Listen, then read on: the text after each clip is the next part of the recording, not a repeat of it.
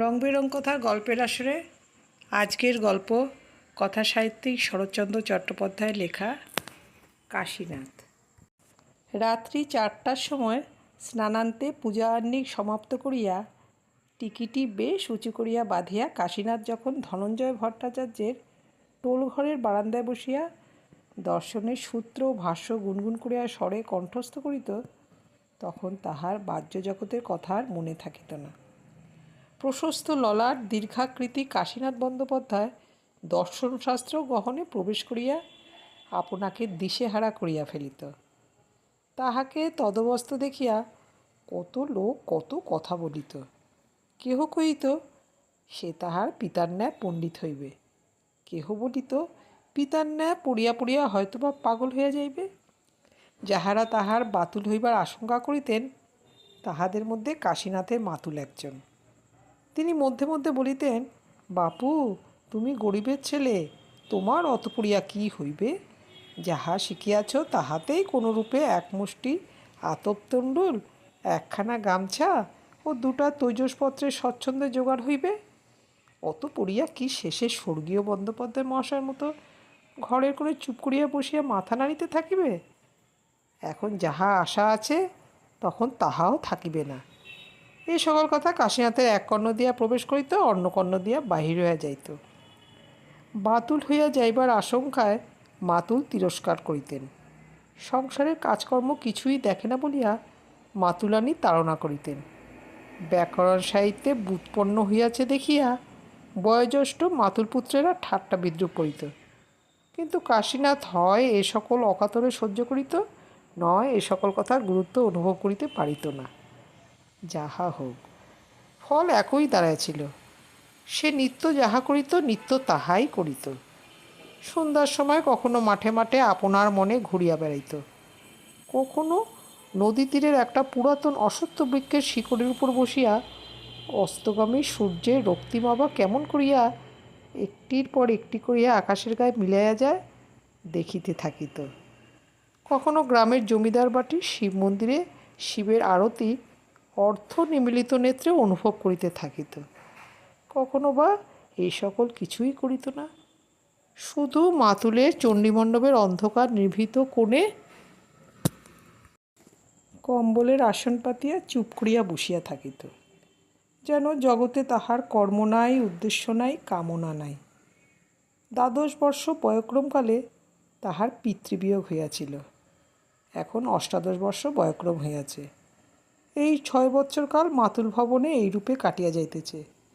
সে এখন কি করিতেছে, পরে কি করিবে, আগে কি করিয়াছিল, এখন কি করা প্রয়োজন ও উচিত, এসব কথা তাহার মনে আদৌ স্থান পাইত না। যেন তাহার এমনি করিয়াই চিরদিন কাটিবে, যেন এমনিভাবেই চিরদিন মামার বাড়ির দুবেলা দুমুঠো ভাত ও তিরস্কার খাইতে পাইবে, যেন তাহাকে আর কোথাও যাইতে হইবে না, আর কিছুই করিতে হইবে না। তাহার সেই নীরব নিস্তব্ধ অন্ধকার কোণটি যেন চিরদিন তাহারই অধিকারে থাকিবে, কেহ কখনো সেটা দখল করিতে আসিবে না, কিংবা সরিয়া অন্যত্র বসিতে বলিবে না। পাড়ার কোনো লোক দয়া করিয়া কখনো ডাকিয়া বলিত, কাশীনাথ, এমন করিয়া কখনো কাহারও চলে নাই, তোমারও চলিবে না, যাহা হোক একটা কিছু করো। কাশীনাথ জবাব দিত না, শুধু মনে মনে ভাবিত কি করিতেছি এবং কী বা আমাকে করিতে হইবে। এমনি করিয়া কাশীনাথের দিন কাটিতেছিল। ও গ্রামের জমিদারের নাম প্রিয়নাথ মুখোপাধ্যায়। প্রিয়নাথবাবু মহাকুলীন ও অতিশয় ধনবান। যখন দেখিলেন এক কুলের খাতিরে এত বড়লোক হইয়াও সর্বগুণযুক্ত পাত্র বহু অনুসন্ধান করিয়াও মিলিল না, তখন তিনি কৌলিন্য প্রথার উপর একেবারে চটিয়া গেলেন। গৃহিণীকে একথা বলিলে তিনি বলিলেন, আমার এক বই মই নেই, আমার আর কুল নিয়ে কী হবে? গ্রামেই গুরুদেবের বাটি।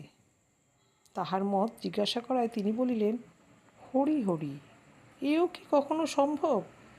তোমার অর্থের ভাবনা নাই, কোনো দরিদ্র কুলীন সন্তানকে কন্যা দান করিয়া জামাতা ও কন্যা নিজের বাটিতেই রাখিয়া দাও। ইহা দেখিতেও ভালো হইবে, শুনিতেও ভালো হইবে। এত বড় বংশ, এত বড় কুল, ইহার মর্যাদা কি ছোট করিতে আছে? প্রিয়বাবু বাড়িতে আসিয়া এ কথা জানাইলেন। গৃহিণী সাল্লাদে মত দিয়া বলিলেন, তাই করো, যে কটা দিন বাঁচি কমলা আমার কাছেই থাক। তাহাই হইল।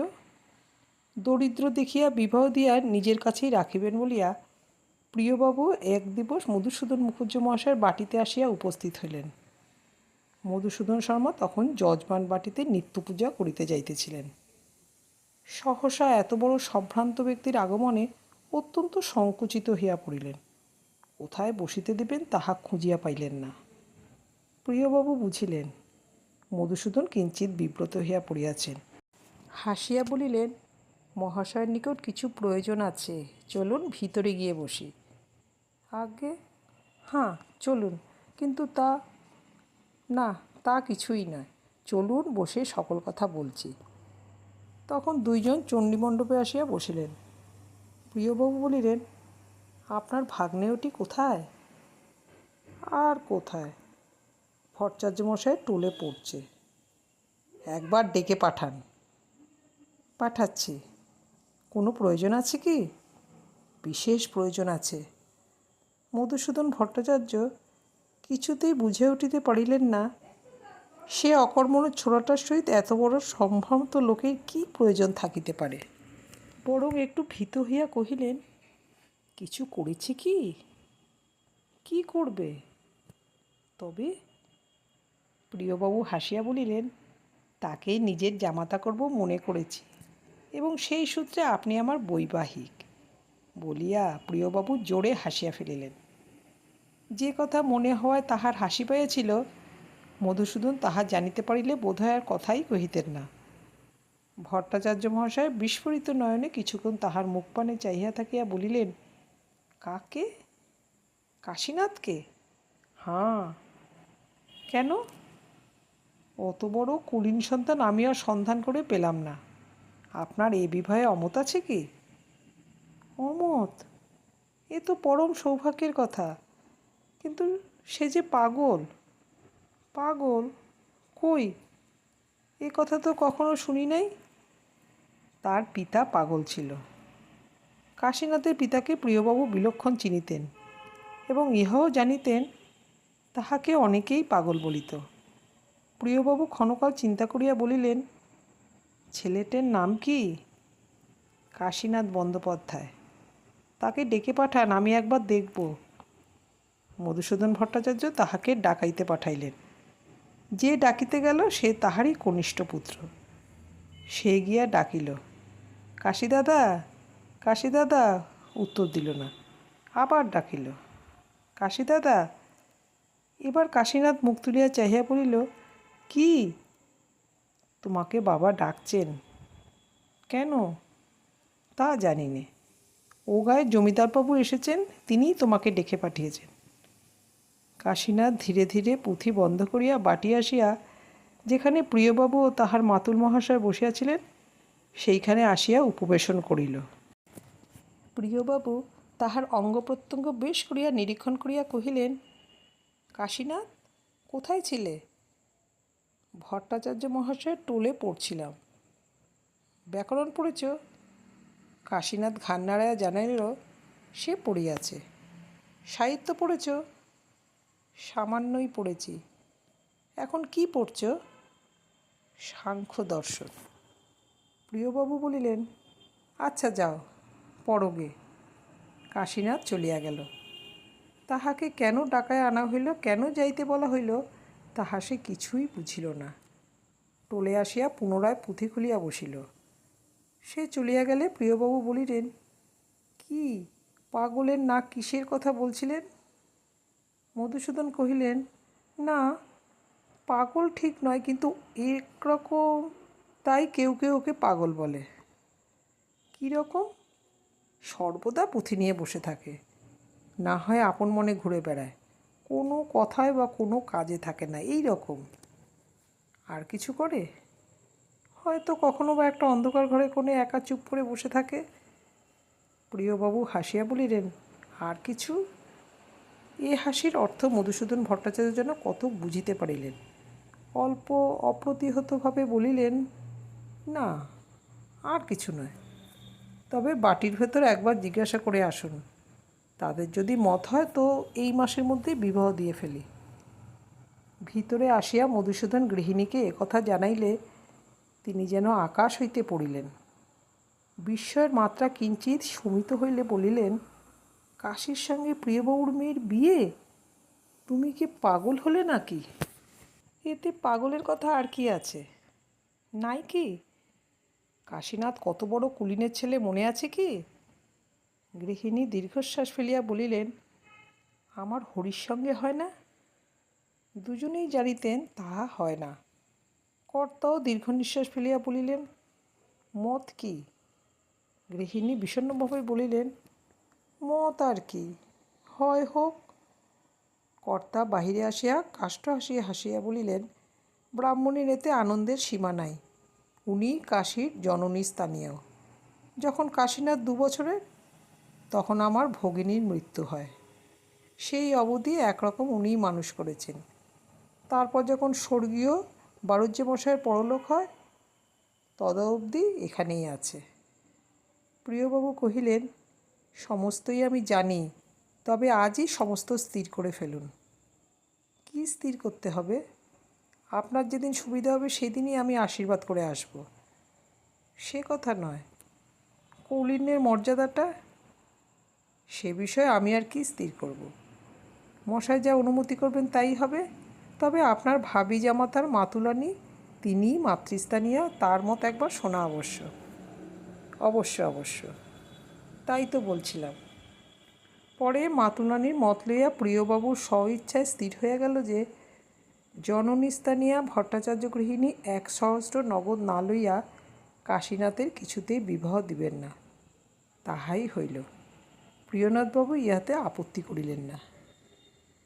পূর্বে যাহাই হোক, যখন দেখিল সে রীতিমতো স্থায়ীরূপ ঘরজামাই হইয়া পড়িয়াছে, তখন কাশীনাথের মনে আর সুখ রহিল না। এখন সে যেখানে ইচ্ছা আর যাইতে পারে না, যথা ইচ্ছা তথায় দাঁড়াইতে পারে না, যাহার তাহার সহিত কথা কইতে পায় না, সব জিনিস হইতে তাহাকে যেন পৃথক করিয়া রাখা হইয়াছে। সে যেখানে যাইতে চায় সেইখানে হয়তো তাহার শ্বশুরের অমত হয়, না হয় শাশুড়ি ঠাকুরানী ঝঙ্কার দিয়া বলিয়া ওঠেন, কি আমার জামাই অমুকের মাটিতে মারাইবে? জামাই অমনি সংকুচিত হইয়া যায়। কেন এমন হইল, কেন তাহাকে এমন করিয়া রাখা হইতেছে, এমন করিয়া কাহার কি উদ্দেশ্য সাধিত হইবে, কাশীনাথ তাহা কিছুতেই হৃদয়ঙ্গম করিয়া উঠিতে পারে না। সময় সময় মনকে প্রবোধ দেয়, আমি কি আর যে সে লোক আছি যে তা করিব? কিন্তু ভিতরটা কাঁদিয়া বলে, স্বস্তি পাই না। সে কণ্টকময় মনে স্বেচ্ছায় ঘুরিয়া ফিরিয়া বেড়াইত।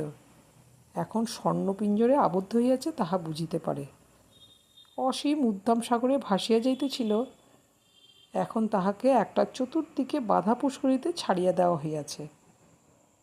সাগরে যে সে বড় সুখে ভাসিয়া যাইতেছিল তাহা নয়, সেখানে ঝড় বৃষ্টি ও তরঙ্গ উৎপীড়িত হইতে হইয়াছিল।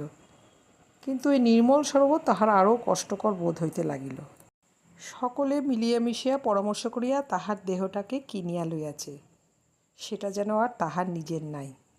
মাথায় সে টিকি নাই, কণ্ঠে সে তুলসীর মালা নাই, সে খালি পা নাই, সে খালি গা নাই, সে ধনঞ্জয় ভট্টাচার্যের টোল নাই, নদীর ধারের অসত্য বৃক্ষ নাই, চণ্ডীমণ্ডপের কোণ নাই, কিছুই নাই। সে নবজন্ম লাভ করিয়া পূর্বজন্মের সমস্ত বস্তু ঝাড়িয়া ঝুড়িয়া ফেলিয়া দিয়াছে, কিংবা তাহার দেহ আর মন যেন বিবাদ করিয়া পৃথক হইয়া গিয়াছে। সন্ধ্যার সময় মনটা যখন নদীর ধারের অশ্বত্থ বৃক্ষমূলে কি মাঠের ভিতর কৃষকদিগের মধ্যে বিচরণ করিতে থাকে, দেহখানা তখন হয়তো চমৎকার বেশভূষায় বিভূষিত হইয়া গাড়ি চড়িয়া বেড়াইয়া আসে। মনটা যখন কোমরে গামছা বাঁধিয়া নদীর জলে ঝাঁপাইয়া পড়ে, দেহটা হয়তো তখন জলচৌকির উপর বসিয়া ভৃত্য হস্তে সাবান জলে পরিষ্কৃত হইতে থাকে। এইরূপে একটা কাশীনাথ সর্বদা 2টা কাজ করিয়া বেড়ায়, অথচ কোনটাই তাহার সর্বাঙ্গ সুন্দর হয় না, সম্পূর্ণও হয় না। কতদিন এইরূপে কাটিল। 1 মাস 2 মাস করিয়া শ্বশুরালয়ে তাহার 1 বৎসর কাটিয়া গেল। প্রথম কয়েক মাস তাহার মন্দ অতিবাহিত হয় নাই। আমোদ উৎসাহে বিশেষ একটা নতুনত্বের মুহে সে নিজের অবস্থার দোষগুণ বিশেষ পর্যবেক্ষণ করিয়া দেখিবার সময় পায় নাই। যখন পাইল, তখন দিন দিন শুকাইতে লাগিল। অপর কেহ একথা না বুঝিতে পারিলেও কমলা বুঝিল। তাহার চক্ষু স্বামীর অবস্থা ধরিয়া ফেলিল। একদিন সে বলিল, তুমি শুকিয়ে যাচ্ছ কেন? কে বললে? আমার চোখ বললে। ভুল বলছে। কমলা ধরিয়া বসিল। কি হয়েছে আমাকে বলবে না? কিছুই তো হয়নি। হয়েছে। হয়নি? নিশ্চয়ই হয়েছে। আমার মন সব জানতে পারে। কাশীনাথ মুখ ফিরাইয়া বলিল, তুমি বড় বিরক্ত করো, আমি এখান থেকে যাই। কাশীনাথ চলিয়া যায় দেখিয়া কমলা হাত ধরিল। কাতর হইয়া কহিল, যেও না, আমি আর কোনো কথা জিজ্ঞাসা করব না। কাশীনাথ একবার বসিল, কিন্তু পরক্ষণেই উঠিয়া চলিয়া গেল। কমলা আর বসিতে বলিল না, কিন্তু চলিয়া গেলে বালিশে মুখ লুকাইয়া কাঁদিতে লাগিল। কাশীনাথ বাইরে আসিয়া চতুর্দিকে চাহিয়া দেখিল, তাহার উপর কাহারও চক্ষু নাই। তখন ধীরে ধীরে ফটক ফাড় হইয়া রাস্তা বাইয়া চলিতে লাগিল। অনেক দূর গিয়া দেখিতে পাইল একজন দারোয়ান তাহার পশ্চাতে আসিতেছে। কাশীনাথ বিরক্ত হইয়া ফিরিয়া কহিল, তুই কোথায় যাচ্ছিস? সে সেলাম করিয়া বলিল, আপনার সঙ্গে। আমার সঙ্গে যেতে হবে না, তুই ফিরে যা। সন্ধ্যার সময় একা বেরোবেন? কোনো উত্তর না দিয়া কাশীনাথ চলিতে লাগিল। দারোয়ান বেচারি কী করিবে বুঝিতে না পারিয়া একটু দাঁড়াইয়া নিজের বুদ্ধি খরচ করিয়া স্থির করিল, যাওয়াই উচিত। কাশীনাথ তাহা কিছুই লক্ষ্য করিল না। আপন মনে চলিতে চলিতে মামার বাড়ি আসিয়া উপস্থিত হইল। ভিতরে প্রবেশ করিয়া শূন্য মনে একটা ঘরের বারান্দায় আসিয়া উপবেশন করিল। অনেকক্ষণ বসিয়া থাকিবার পর হরিবাবু বেড়াইতে যাইতেছিলেন, তিনি তাহাকে দেখিতে পাইলেন। কিন্তু সন্ধ্যা হইয়াছে, বারান্দায় অল্প অন্ধকারও হইয়াছে, সুতরাং চিনিতে পারিলেন না। নিকটে আসিয়া বলিলেন, কে ও? কাশীনাথ বলিল, আমি। হরিবাবু অতিশয় বিস্ময়ের ভাব দেখায় বলিলেন, কে ও, জামাইবাবু নাকি? কাশীনাথ মৌন হইয়া বসিল। তখন হরিবাবু চিৎকার করিয়া ডাকিলেন, উমা, দেখে যাও, জমিদারদের জামাইবাবু এসেছেন, বসবার জায়গাও কেউ দেয়নি। হরির মা বাহিরে আসিলেন, বলিলেন, তাই তো, দুঃখী মামিকে মনে পড়েছে বাবা। কাশীনাথ বরাবর চুপ করিয়াই রহিল। তখন মাতুলানি আপনার কন্যা বিন্দুবাসিনীকে ডাকিয়া বলিলেন, বিন্দু, একবার এদিকে আয় মা, তোর কাশীদাদা এসেছেন, একটা বসবার আসন দে, আমি ততক্ষণ আহ্নিকটা সেরে আসি। বিন্দুবাসিনী মধুসূদন মুখোপাধ্যায় মহাশয়ের দ্বিতীয় কন্যা। গৃহস্থঘরের বউ বলিয়া বাপের বাড়িতে বড় একটা আসিতে পারে না। আজ মাসখানেক হলো এখানে আসিয়াছে। আসিয়া অবধি তাহার কাশীদাদার সহিত দেখা হয় নাই। কাশীদাদাকে সে বড় ভালোবাসিত, তাই নাম শুনিয়া ছুটিয়া বাহিরে আসিল। আসিয়া দেখিল কেহ কোথাও নাই, শুধু একজন বাবু অন্ধকারে বারান্দায় বসিয়া আছে। এরূপ কাশীদাদা পূর্বে সে দেখে নাই। বড় লোকের জামাতা হইয়াছে এবং বাবু হইয়াছে দেখিয়া তাহার হাসি আসিল, কিন্তু নিকটে আসিয়া অন্ধকারেও দাদার মুখখানা এত ম্লানবোধ হইল যে সে আর হাসিতে পারিল না। কাশীনাথের মুখ ম্লান হইতে পূর্বে কেহ দেখে নাই। বিশেষ বিন্দু বাড়ির মধ্যে সেই কেবল কাশীনাথকে কিঞ্চিৎ চিনিতে পারিয়াছিল।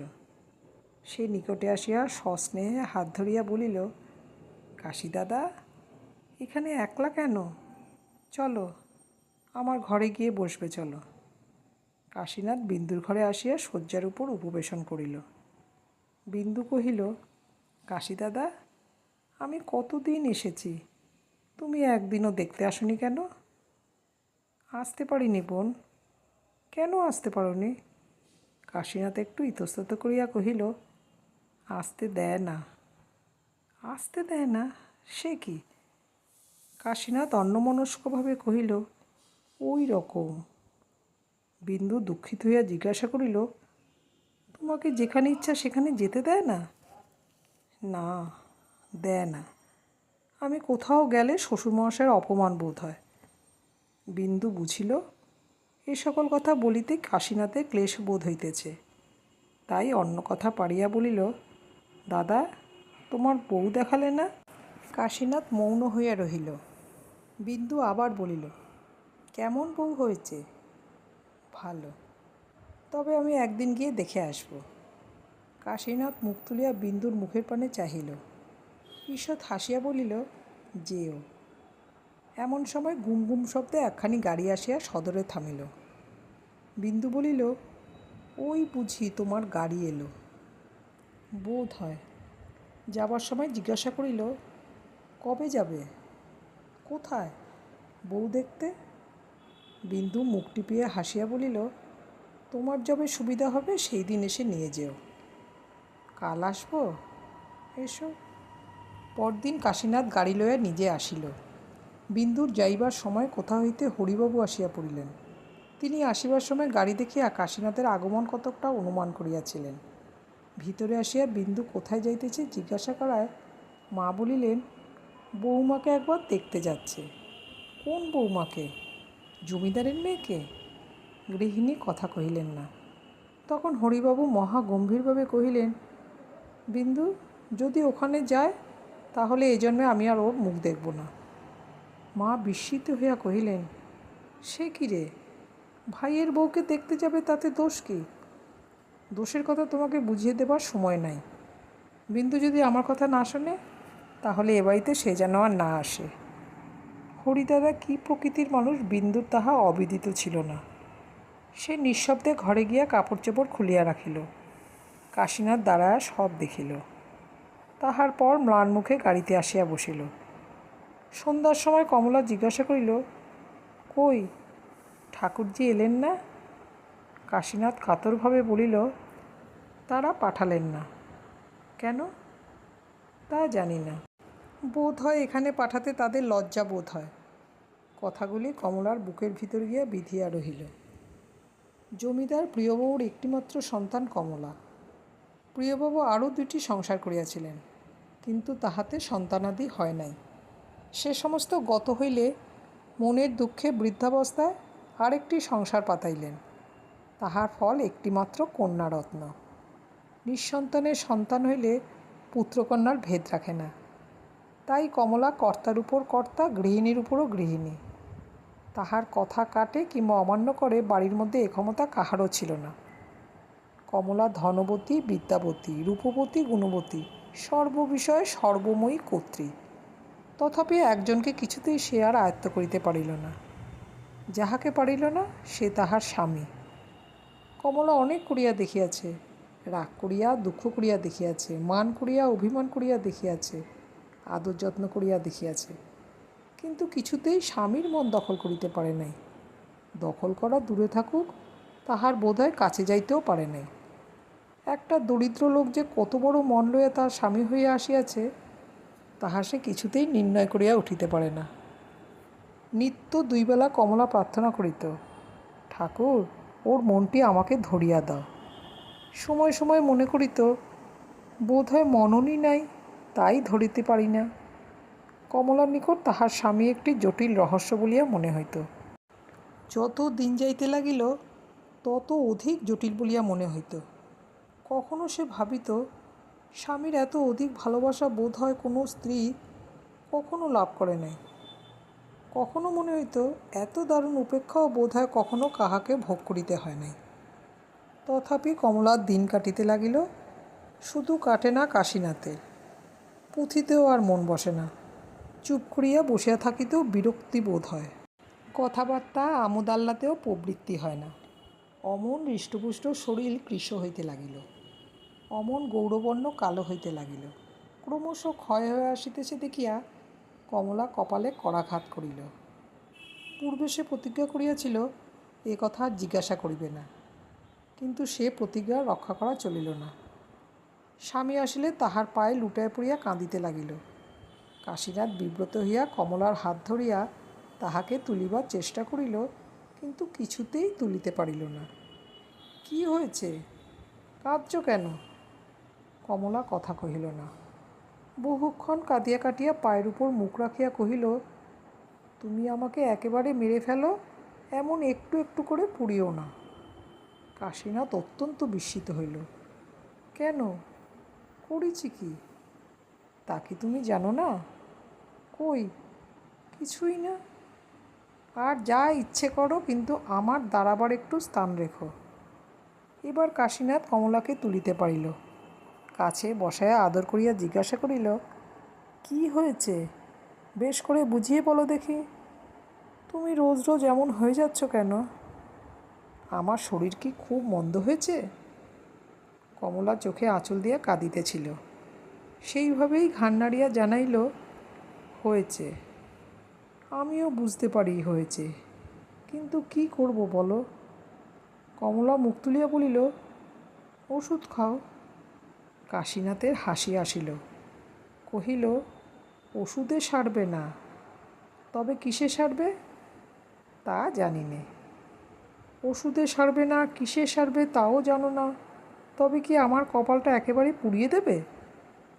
কাশীনাথ সাদাসিধা মানুষ, টলে পড়া বিদ্যা সোয়াগ আদরও জানিত না, প্রণয় সম্ভাষণও তাহার আসিত না। কিন্তু এখন স্বাভাবিক স্নেহে অনুপ্রাণিত হইয়া কমলার হাত ধরিয়া চক্ষু মুছাই দিয়া সে বলিল, এখানে সুখ পাই না, তাই বোধহয় এমন হয়ে যাচ্ছে। তবে এখানে থাকো কেন? না থাকলে কোথায় যাব? এখান ছাড়া কি আর জায়গা নেই? যেখানে সুখ পাও সেখানে গিয়ে থাকো। তা হয় না। কেন হয় না? এখানে না থাকলে কি শ্বশুরমশাইয়ের ভালো বোধ হবে? আর এমন করে শুকিয়ে গেলে কি তার ভালো বোধ হবে? ভালো বোধ হবে না, কিন্তু উপায় কি? তোমার বাবা গরিব দেখে। কমলা মুখ চাপিয়া ধরিল। ছি, ওসব কথা বলে না, আমাকে সব কথা খুলে বলো, আমি উপায় করে দেব। কাশীনাথ চিন্তা করিয়া কহিল, সব কথা তোমাকে খুলে বলা যায় না। আবার কিছুক্ষণ মৌন থাকিয়া কহিল, এইসব দেখে শুনে মনে হয় আমাদের এ বিয়ে না হলেই ভালো হতো। কেন? তুমিই বলো দেখি, আমাকে পেয়ে কি একদিনের তরেও সুখী হয়েছ? আমি সোহাগ জানি নে, আদর জানি নে, ধরতে গেলে কিছুই জানি নে। তোমাদের এই বয়সে কত স্বাদ, কত কামনা, কিন্তু তার একটিও কি আমাকে দিয়ে পূর্ণ হয়? আমি যেন তোমার স্বামী নয়, শুধু তার ছায়া। কমলার চোখ দিয়া জল পড়িতে লাগিল। সব কথা সে ভালো বুঝিতেও পারিল না। একটা কথা তাহার অন্তরের ভিতর হইতে এতক্ষণ ধরিয়া বাহির হইবার নিমিত্ত ছটফট করিতেছিল। সেটাকে যেন বলপূর্বক একটা বায়ুহীন কক্ষে আবদ্ধ করিয়া রাখা হইয়াছে। বিষম পীড়াপিড়ি করিয়া এইবার বাহির হইয়া পড়িল। কম্পিত কণ্ঠে কমলা জিজ্ঞাসা করিল, আমাকে কি তুমি দেখতে পারো না? সে কথা আরেক দিন বলবো। না, বলো, কিন্তু আমাকে বিয়ে করে কি তুমি সুখী হওনি? কি জানি, হয়তো না। অন্য কাকে বিয়ে করলে যে কি সুখী হতে, তাও ঠিক বলতে পারি নে। শুনিয়া কমলা সর্বাঙ্গ জ্বালা করিয়া উঠিল। এই সময় একজন দাসী বাইর হইতে বলিল, দিদিমণি, মার বড় জ্বর হয়েছে, তোমাকে ডাকছেন। কমলা চক্ষু মুছিয়া বাইর হইয়া গেল। গৃহিণী সে জ্বর আর সারিল না। 15 দিবস মাত্র ভুগিয়া সকলকে কাঁদাইয়া প্রাণত্যাগ করিলেন। পত্নী শোক প্রিয়বাবুর বড় বাজিল। এই বৃদ্ধ বয়সে তিনিও বুঝিলেন তাহাকেও অনেক দিন পৃথিবীতে থাকিতে হইবে না। এইবার কমলার অনেক কাজ পড়িল। নিজের সুখ চিন্তা ব্যতীত পৃথিবীতে অনেক কিছু করিতে হয়। বৃদ্ধ পিতা ক্রমশ অপুট হইয়া আসিতেছিলেন। কমলা সর্বদাই পিতার নিকট থাকিতে লাগিল। আর কাশীনাথ, সে সৃষ্টি ছাড়া লোক, এইবার যেন সময় বুঝিয়া পুস্তকের রাশি লইয়া গৃহের কপাট রুদ্ধ করিয়া বসিল। যখন পুস্তকে মন লাগে না, তখন বাইর হইয়া যায়। কখনো হয়তো একাদিক্রমে 2 দিন ধরিয়া বাটিতেই আসে না। কোথায় হার করে, কোথায় নিদ্রা যায়, কেহই জানিতে পারে না। এসব দেখিয়া শুনিয়া কমলা একরকম হতাশ হইয়া হাল ছাড়িয়া দিয়াছে। সে যুবতী হইলেও এখনও বালিকা মাত্র। স্বামীপ্রীতি, স্বামীভক্তি এখনও তাহার শিক্ষা হয় নাই, শিখিতেছিল। বাধা পড়িয়াছে, আবার স্বামী কর্তৃই বাধা পড়িয়াছে। তাহার দোষ কি? সে যা শিখিয়াছিল ক্রমশ ভুলিতে লাগিল। যেসব সোনার দাগ বুকের মাঝে ঈষৎ পড়িয়াছিল, তাহা এখনও উজ্জ্বল হয় নাই। বাহিরের সৌন্দর্য এখনও ভিতরে প্রতিবিম্বিত হইতে পারে নাই। অযত্নে অসাবধানে তাহা ক্রমশ ক্ষয় হইয়া আসিতে লাগিল। শেষে যখন একেবারে মিলাইয়া গেল, কমলা তখন জানিতেই পারিল না। একখানা ভগ্ন অট্টালিকার 2-1খানা ইট, 2-1 টুকরা কাঠপাথর বুকের মাঝে ইতস্তত নিক্ষিপ্ত আছে। কখনো কখনো দেখিতে পাইত, কিন্তু সে সকল একত্র করিয়া আবার জোড়া দিয়া অট্টালিকার গাঁথিবার তাহার ইচ্ছাও ছিল না, সামর্থ্যও ছিল না। এখানে একসময় একটা রাজপ্রাসাদ ছিল, প্রমোদকানন ছিল। স্বপ্নের ঘোরে আসিয়াছিল, স্বপ্ন শেষে চলিয়া গিয়াছে। সে স্বপ্ন ফিরিয়া দেখিবারও তাহার আর স্বাদ নাই। যাহা গিয়াছে তাহা গিয়াছে। বৃদ্ধ পিতার সেবা করিয়া দাসদাসীকে আদর যত্ন করিয়া কর্মসুখে তাহার দিন অতিবাহিত হইয়া যাইতেছে। কিন্তু একের যাহাতে সুখ হয়, অন্যের তাহাতে হয় না। কমলা যে সুখ অনুভব করিতে লাগিল, বুড়া ঝি তাহাতে মর্মে ক্লেশ পাইতে লাগিল। অনেক দেখিয়া শুনিয়া সে গোপনে এক দিবস প্রিয়বাবুকে কহিল, জামাইবাবু যেন কীরকম হয়ে যাচ্ছেন। কখনো বাড়িতে থাকেন, কখনো চলে যান। কখন কি করেন বাড়ির কেউ জানতে পারে না। দিদিমণির সঙ্গেও বোধ হয় কথাবার্তা নেই। প্রিয়বাবু নিজের শরীর ও মন লইয়া বিব্রত ছিলেন, এই সকল দেখিতে পাইতেন না। বৃদ্ধা দাসীর কথায় তাহার চৈতন্য হইল। কমলা আসিলে সস্নেহে কহিলেন, মা, আমি যা জিজ্ঞাসা করব তাহার যথার্থ উত্তর দেবে? কমলা পিতার মুখপানে চাহিয়া জিজ্ঞাসা করিল, কী কথা বাবা? দেখো মা, আমাকে লজ্জা করবার আবশ্যক নাই। বাপের কাছে বিপদের সময় কোনো কথা গোপন করতেও নাই। আমাকে সব কথা খুলে বলো, আমি নিজে সমস্ত মিটাইয়া দিয়ে যাব। কমলা মৌন হইয়া রহিল। প্রিয়বাবু আবার কহিলেন, সুখে থাকবে বলে তোমাকে সুপাত্রের হাতে দিয়েছি। তুমি ছাড়া আমার আর কেউ নাই। কিন্তু তোমাকে অসুখী দেখে মরেও আমার সুখ নেই। বৃদ্ধের চক্ষু দিয়া জল গড়াইয়া পড়িতে লাগিল। কমলার চক্ষু দিয়াও জল পড়িতেছিল। বৃদ্ধ সে অশ্রু সস্নেহে মুছাইয়া বলিলেন, সব কথা আমাকে খুলে বলবি মা? কিন্তু কি বলিতে হইবে কমলা তাহা খুঁজিয়া পাইল না। প্রিয়বাবু কিছুক্ষণ মৌন থাকিয়া আবার কহিলেন, ঝগড়া হয়েছে বুঝি? কমলা ভাবিল, ভাব থাকলে তো ঝগড়া হবে। ঘাড় নাড়িয়া বলিল, না, ঝগড়া হয়নি। তবে সে বুঝি তোকে দেখতে পারে না? কমলার একবার ইচ্ছা হইল বলে, তাই বটে, কিন্তু তাহা পারিল না। স্বামী তাহাকে দেখিতে পারি না বলিতে তাহার বুকে বাজিল। সে চুপ করিয়া রহিল। প্রিয়বাবু ম্লান মুখে হাসিয়া বলিলেন, তবে তুই বুঝি দেখতে পারিস নে? কমলা ভাবিল, তাই বুঝি হবে। আমি হয়তো দেখতে পারি নে, কিন্তু সে কি কথা? আমি আমার স্বামীকে দেখতে পারি নে? কমলা শিহরিয়া বুকের অন্তঃস্থল পর্যন্ত দেখিবার প্রয়াস করিল। দেখিল, সেখানকার গীতবাদ্য বন্ধ হইয়া গিয়াছে। শুধু মাঝে মাঝে 2-1জন জিনিসপত্র সরাইয়া লইয়া আসিতেছে, যাইতেছে। তাহাদেরই করস্থিত বাদ্যযন্ত্রে অসাবধানে কখনো হয়তো একটু আধটু সুর বাইর হইয়া পড়িতেছে। কখনো হয়তো 2-1জন অভিনেতা পাশ হইতে উঁকি মারিয়া দেখিতেছে। কমলা কাঁদিয়া অঞ্চল দিয়া চক্ষু আবৃত করিল। প্রিয়বাবু অতিশয় কাতর হইয়া কহিলেন, কেন কাঁদিস মা? বাবা, আমরা যেন কেউ কারো নয়। প্রিয়বাবু ধীরে ধীরে কন্যাকে আপনার বুকের কাছে টানিয়া লইলেন। ধীরে ধীরে অতি মৃদুস্বরে বলিলেন, ছি মা, ও কথা কি মুখে আনে? তুই যার মেয়ে, সে যে আমার সর্বস্ব ছিল। এখনও রোজ রাত্রে সে আমার পায়ের কাছে এসে বসে থাকে। শুধু তোদের ভয়ে দিনের বেলা আসে না। সন্ধ্যা হয়ে আসছে, যদি সে এসে তোর এ কথা শুনতে পায়, তাহলে মনে বড় দুঃখ পাবে। তখন সন্ধ্যা হইয়া আসিতেছিল, ঘরটায় অন্ধকারও হইয়াছিল। কমলা সচকিতে চতুর্দিকে চাহিয়া দেখিল, বাস্তবিক কেহ ঘরে আসিয়াছে কি না। কেহ কোথাও নাই দেখিয়া আশ্বস্ত হইল। সে তখন বাইরে আসিল। তখন তাহার পা কাঁপিতেছিল, শরীর এত দুর্বল বোধ হইতেছিল, যেন অর্ধেক রক্ত কেহ বাইর করিয়া লইয়াছে।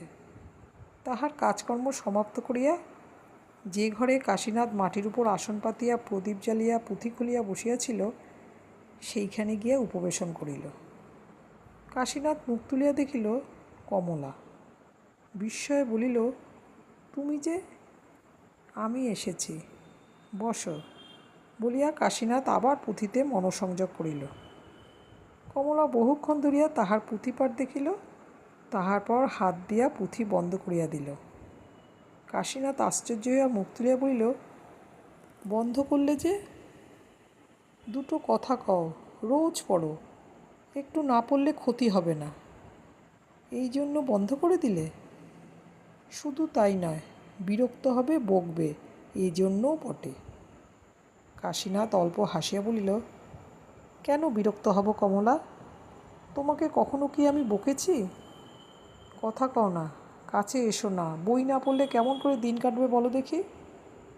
একটু হাসিয়া বলিল, জ্বর হয়েছে, আজ দুদিন কিছুই খাইনি। তা তুমি তো একবার খোঁজ নাওনি।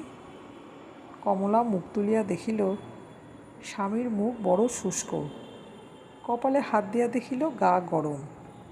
তখন কাঁদিয়া স্বামীর কোলের উপর লুটাইয়া পড়িল।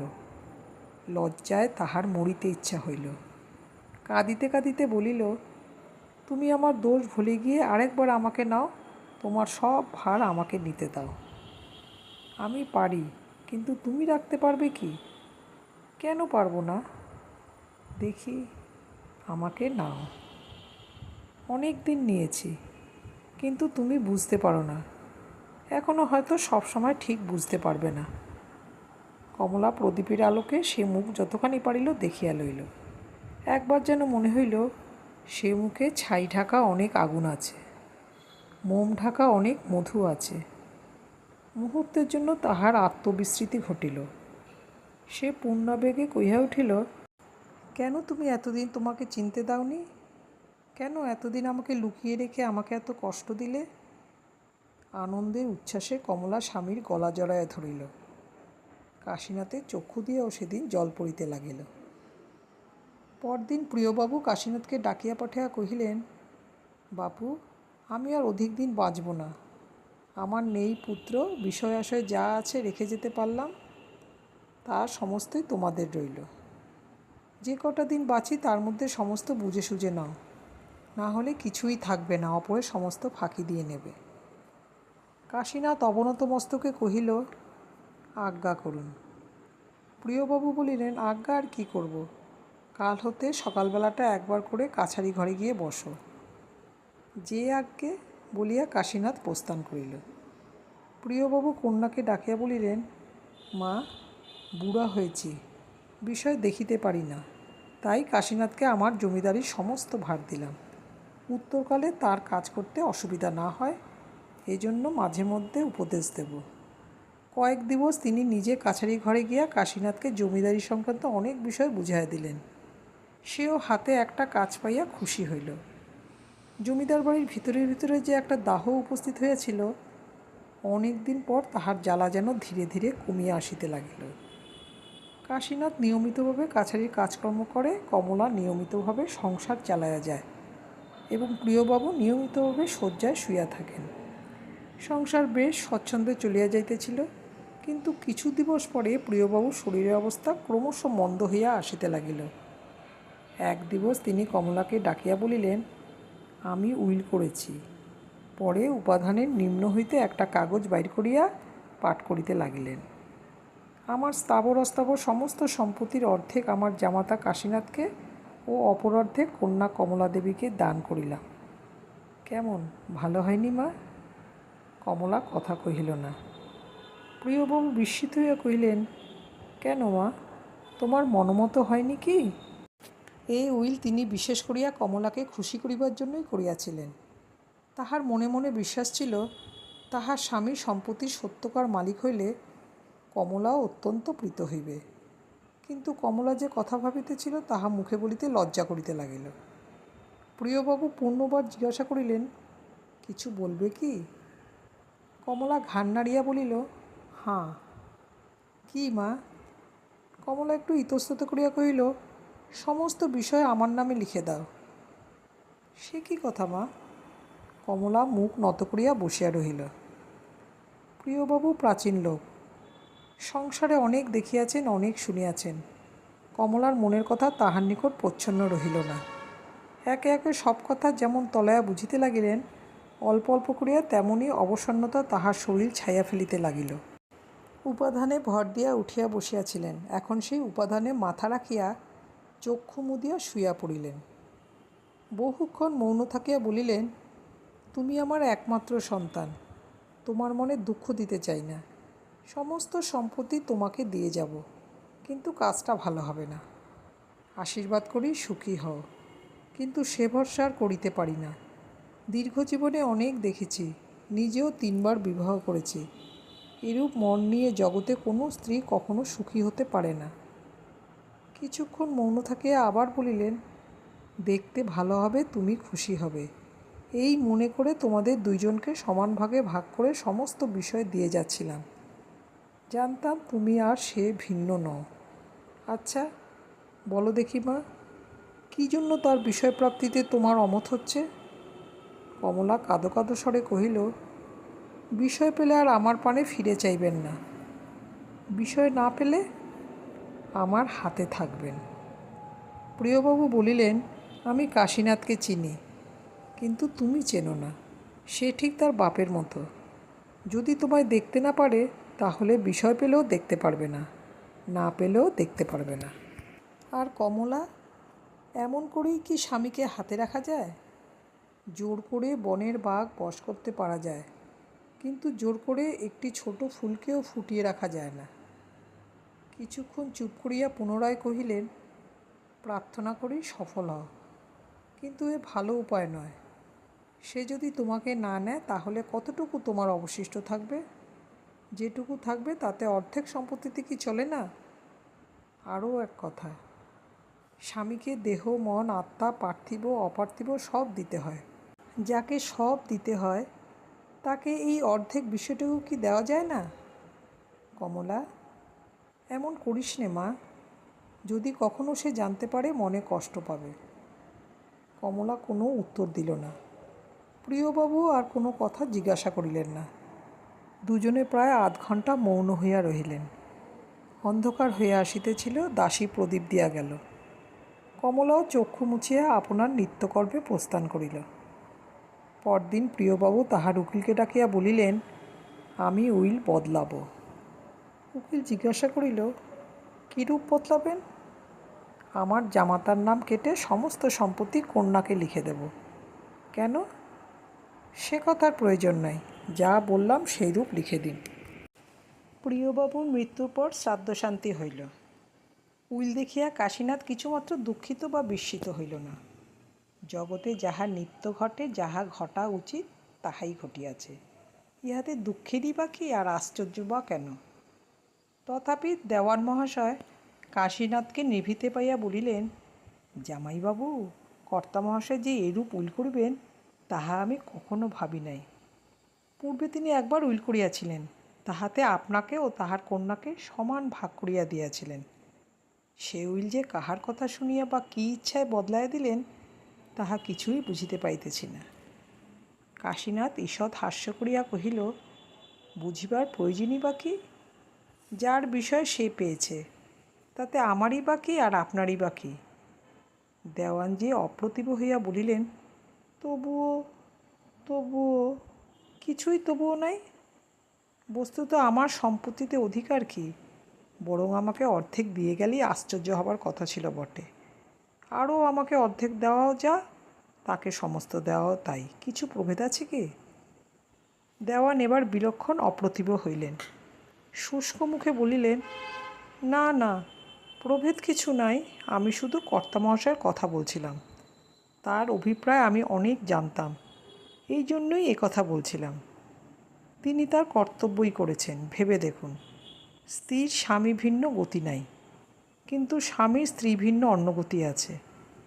আমি দরিদ্র, একেবারে অতটা বিষয় নিজ হাতে পেলে হয়তো কুফল ফলতে পারে, এই আশঙ্কায় বোধহয় পূর্বের উইল বদলিয়ে গিয়েছেন। বৃদ্ধ দেওয়ান মহাশয় কাশীনাথকে বরাবর পণ্ডিত মূর্খ টুলো ভট্টাচার্য মনে করিতেন। তাহার মুখে এরূপ বুদ্ধির কথা শুনিয়া ধন্যবাদ না দিয়া থাকিতে পারিলেন না। এইরূপে বৃদ্ধ দেওয়ান উত্তরোত্তর কাশীনাথের বিজ্ঞতার যত পরিচয় পাইতে লাগিলেন, অন্যদিকে কমলার উত্তরোত্তর তত অজ্ঞতার পরিচয় পাইতে লাগিলেন। দিনের মধ্যে শতবার সে আপনাকে প্রশ্ন করে, ইনি কেমন তোর মানুষ? শতবার বিফল প্রশ্ন শুষ্ক মুখে ফিরিয়া আসিয়া কহে, বুঝিতে পারি না। সহস্র পরিশ্রমে সহস্র চেষ্টায় কমলা কিছুতেই স্থির করিতে পারে না এই দুই হাত পা সম্বন্ধিত মানুষটা কিসে নির্মিত। মনটা তাহার নিজের শরীরের ভিতর রাখিয়াছে না আর কাহারও কাছে জমা রাখিয়া আসিয়াছে। সে দেখে সকলে যাহা করে তাহার স্বামীও তাহাই করে। আহার করে, নিদ্রা যায়, জমিদারের কাজকর্ম, সংসারের কাজকর্ম সমস্তই করে, সমস্ত বিষয়ে যত্নশীল, অথচ সমস্ত বিষয়েই উদাসীন। কী যে তাহার স্বামী ভালোবাসে, কিসে যে তাহার অধিক স্পৃহা, এতদিনেও কমলা তাহার ধরিতে পারিল না। কমলার অসুখের সময় কাশীনাথ অনিমেষ চোখে দিবারাত্রি তাহার শয্যাপার্শ্বে বসিয়া থাকিত। সে মুখে কাতরতা, সে বুকে কত স্নেহ, কত ভালোবাসা যেন তাহা ফুটিয়া বাইর হইত। আবার ভালো হইবার পর কমলা পথের মাঝে পড়িলেও কাশীনাথ ফিরিয়া চাহে না, মুখ তুলিয়া দেখে না, আপনার মনে আপনার কর্মে চলিয়া যায়। কমলা অভিমান করিয়া 2 দিন কথা না কহিয়া দেখিয়াছে, কোনো ফল নাই। কাশীনাথ কাছে আসিয়া আবার চলিয়া যাইত, না সাধিত, না কাঁদিত, না কথা কহিত। আবার কথা কহিলে হাসিয়া কথা কহিত, না কোনোদিনও বিরক্তি প্রকাশ করিত না, না কোনোদিনও জিজ্ঞাসা করিত, কেন 2 দিন কথা কহ নাই, কেন রাগ করিয়াছিলে।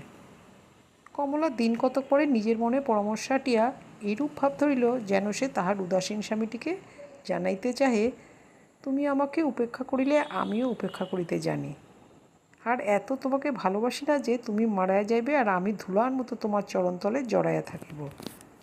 কমলার দেখা হইলে অন্যমনে মুখ ফিরিয়া গম্ভীরভাবে চলিয়া যায়, যেন প্রকাশ করিতে চাহে, তোমাকে দয়া করিয়া স্বামী করিয়াছি বলিয়া এমন মনে করিও না যে তোমার পায়ে প্রাণ পড়িয়া আছে, এবং সেই জন্য যখনই দেখা হইবে তখনই মিষ্ট হাসিয়া প্রীতি সম্ভাষণ করিব। আমার কাজের সময় সামনে পড়িলে আমিও দেখিতে পাই না।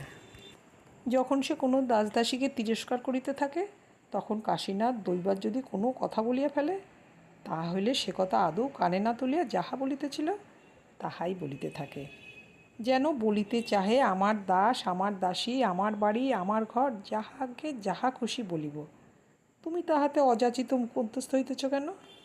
কিন্তু ইহাতে কি তৃপ্তি হয়? এমন করিয়া কি বাসনা পুড়ে?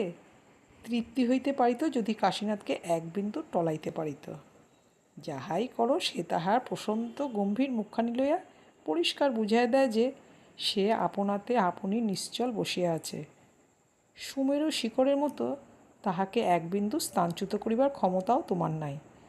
যত খুশি ঝড় বৃষ্টি তোলো, যত ইচ্ছা গাছপালা ওলটপালট করিয়া দাও, কিন্তু আমাকে টলাইতে পারিবে না। আচ্ছা, কমলা কি ভালোবাসে না? বাসে, কিন্তু সে ভালোবাসা অনন্ত অতলস্পর্শী নহে।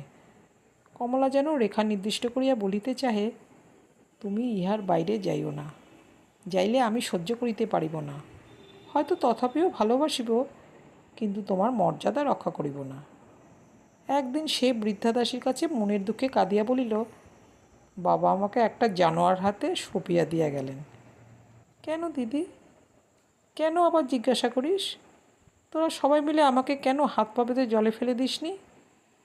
ও কথা কি বলতে আছে দিদি? কেন বলতে নেই? তোরা যে কাজটা করতে পারলি আমি তার কথা মুখেও একবার বলতে পারবো না? না না, তা নয়, উনি দিব্যি মানুষ, তবে একটু পাগলামির ছিট আছে। ওর বাপেরও একটু ছিল, তাই জামাইবাবুরও। তুই চুপ কর, পাগলের কথা মুখে আনিস নে। বাপ পাগল হলেই কিছু আর ছেলে পাগল হয় না।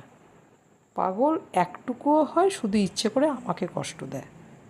স্বামী পাগল একথা স্বীকার করিতে কমলার বুকে বাজিল।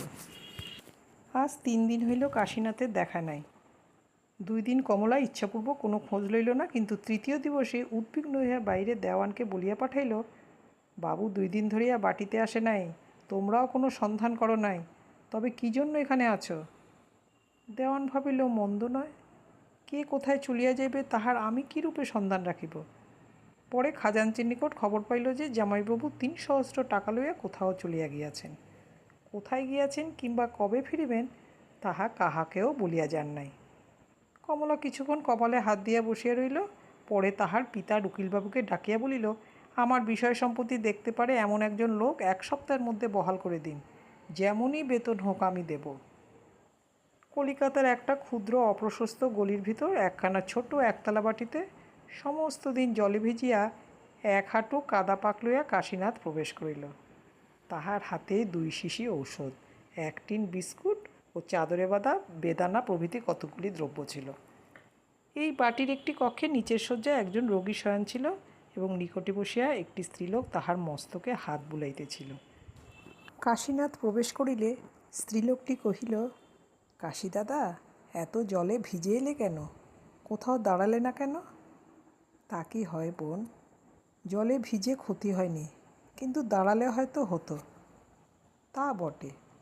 বিন্দু বুঝিয়া দেখিল কাশী দাদার কথা অসত্য নহে, তাই চুপ করিয়া রহিল। এই কয় বৎসর ধরিয়া বিন্দু যে ক্লেশ ভোগ করিয়া আসিতেছে তাহা কেবল সেই জানে। আমরা তাহার বাপের বাড়িতে তাহাকে শেষ দেখিয়াছিলাম, আর দেখি নাই। এখন একটু তাহার কথা বলি। যেদিন সে জমিদারের মেয়েকে দেখিতে যাইবার সমস্ত উদ্যোগ করিয়াও যাইতে পায় নাই, তাহার পরদিনই গোপালবাবুর সহসা কঠিন ব্যাধির সংবাদ পাইয়া তাহার স্বামী ভবনে চলিয়া আসিতে বাধ্য হইয়াছিল। সে আসিয়া দেখিল তাহার শ্বশুরের যথার্থই বড় কঠিন পীড়া হইয়াছে। সকলে মিলিয়া যথাসাধ্য চিকিৎসা করাইল, কিন্তু গোপালবাবুর কিছুতেই প্রাণ রক্ষা হইল না। পীড়া বড় বাড়িয়া উঠিলে গোপালবাবু কহিলেন, ছোট বৌমাকে একবার নিয়ে এসো, তাকে একবার দেখব। ছোট বৌমা আমাদিগের বিন্দুবাসিনী। মৃত্যুর 2-1 দিবস পূর্বে গোপালবাবু বিন্দুকে বলিলেন, মা, এই চাবি নাও, ওই বাক্সে যা রইল সব তোমাকে দিলাম। বিন্দু হাত পাতিয়া গ্রহণ করিল। অন্যান্য বধূরা মনে করিল বৃদ্ধ মরিবার সময় বিন্দুকেই সব দিয়ে গেল। আরও এক কথা, গোপালবাবু পীড়ার মধ্যেই একদিন 4 সন্তানকেই কাছে ডাকিয়া বলিয়াছিলেন, দেখো বাপু, তোমাদের ভাইয়ে ভাইয়ে কিছুমাত্র মিল নাই এবং তোমাদের জননীও জীবিত নাই।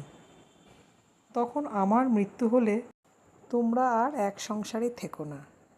মিথ্যা কলহ করে ভিন্ন হবার পূর্বে যেটুকু সদ্ভাব আছে তা নিয়ে পৃথক হও। যা কিছু রেখে গেলাম তার উপর কিছু কিছু উপার্জন করলে তোমাদের সংসার স্বচ্ছন্দে চলবে। পিতার মৃত্যুর পরে সকলে পৃথক হইলে বিন্দু একদিন বাক্স খুলিয়া দেখিল ভিতরে একখানি রামায়ণ ও একখানি মহাভারত ভিন্ন আর কিছুই নাই। আশায় নিরাশ হইলেও বিন্দু স্বর্গীয় শ্বশুরমহাশয়ের দান মাথায় তুলিয়া লইল। বিন্দু অস্পুষ্ট স্বরে বলিল, তাহার স্নেহের দান, ইহাই আমার রত্ন। দিন কতক বিন্দুর সুখ স্বাচ্ছন্দ্যে চলিল। তাহার পর বিপদের আরম্ভ হইল। বিন্দুর স্বামী যোগেশবাবু পীড়িত হইয়া পড়িলেন। বিন্দু শরীরপাত করিয়া সেবা শুশ্রূষা করিল, কয়েকখানি জমি বন্ধক দিয়া চিকিৎসা করাইল, কিন্তু কিছুতেই কিছু হইল না। গ্রামস্থ কয়েকজন প্রতিবাসী তখন কলিকাতায় যাইয়া চিকিৎসা করাইতে বলিল। বিন্দুবাসিনী আপনার সমস্ত গহনা বিক্রয় করিয়া স্বামীকে লইয়া কলিকাতায় আসিল। এখানেও বহু রকমের চিকিৎসা করাইতে অবশিষ্ট জমিগুলো ক্রমশ বন্ধক পড়িল, কিন্তু রোগের কিছুই হইল না। অর্থাভাবে এখন উত্তম রূপে চিকিৎসা করাবার উপায় রহিল না। বিন্দু স্বামীর অগ্রজকে সব কথা লিখিয়া জানাইল, কিন্তু কোনো ফল হইল না। তিনি উত্তর পর্যন্ত লিখিলেন না। তখন সে তাহার অপর 2 ভাসুরকে লিখিল, কিন্তু তাহারাও অগ্রজের পন্থা অবলম্বন করিয়া মৌন হইয়া রহিল। বিন্দু বুঝিল এখন হয় উপবাস করিতে হইবে, না হয় বিষ খাইয়া মরিতে হইবে। স্ত্রীর মুখ দেখিয়া যোগেশবাবু সমস্তই বুঝিতে পারিতেন। একদিন তাহাকে নিকটে বসাইয়া সস্নেহে হাত ধরিয়া বলিলেন, বিন্দু, আমাকে বাড়ি নিয়ে চলো, মরতে হয় সেইখানেই মরব, এখানে ফেলবার লোক পাবে না। এইবার বিন্দু দেখিল মরণই নিশ্চিত, কেননা অন্য উপায়ও নাই, স্বামীকে বাটি ফিরিয়া লইয়া যাইবারও উপায় নাই। কিন্তু তাহাকে এই অবস্থায় রাখিয়া কেমন করিয়া মরিবে? আর যদি মরিতেই হয় তখন লজ্জা করিয়া কি হইবে? অনেক বিতর্কর পর সে লজ্জার মাথা খাইয়া এ কথা কাশীনাথকে পত্র দ্বারা বিদিত করিল। পরের ঘটনা আপনাদের অবিদিত নাই। আসিবার সময় কাশীনাথ অনেক টাকা আনিয়াছিল। সেই টাকা দিয়া শহরের উৎকৃষ্ট ডাক্তারদিগের মত জিজ্ঞাসা করায় সকলেই কহিল যে বায়ু পরিবর্তন না করিলে আরোগ্য হইবে না। কাশীনাথ সকলকে লইয়া বৈদ্যনাথ উপস্থিত হইল। এখানে থাকিয়া মাস দুইয়ের মধ্যেই সবাই বুঝিতে পারিল যোগেশবাবু এই যাত্রা বাঁচিয়া গেলেন। তথাপি ফিরিবার সময় এখনও হয় নাই। সেই জন্য তাহাদিওকে এখানে রাখিয়া কাশীনাথ বাড়ি ফিরিয়া আসিল। প্রাতকালে কমলার সহিত দেখা হইলে সে জিজ্ঞাসা করিল, কখন এলে? রাত্রে এসেছি। কমলা আপনার কর্মে চলিয়া গেল। কাশীনাথ বাহিরে আসিয়া কাছারি ঘরে প্রবেশ করিল। বহুদিনের পর তাহাকে দেখিয়া কর্মচারীগণ দাঁড়াইয়া উঠিল।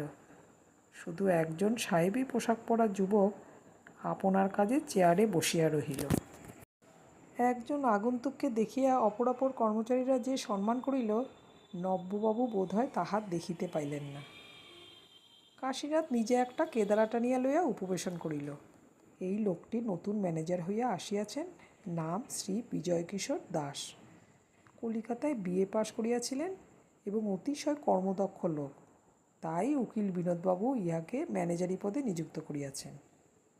ম্যানেজার অনেকক্ষণ পর কাশীনাথের দিকে ফিরিয়া কহিলেন, মশায়ের কোনো প্রয়োজন আছে কি? না, প্রয়োজন নাই, কাজকর্ম দেখছি মাত্র। এবার দেওয়ান মহাশয় দাঁড়াইয়া বলিলেন, ইনি আমাদের জামাইবাবু। বিজয়বাবু গাত্রোত্থান করিয়া প্রীতি সম্ভাষণ করিলেন। এমন সময় একজন ভৃত্য আসিয়া বিজয়বাবুকে কহিল, ভিতরে মা একবার আপনাকে ডাকছেন। বিজয়বাবু প্রস্থান করিলে কাশীনাথ ডাকিয়া কহিল, ইনি কে? নতুন ম্যানেজার। কে রাখলে? মা রেখেছেন। কেন?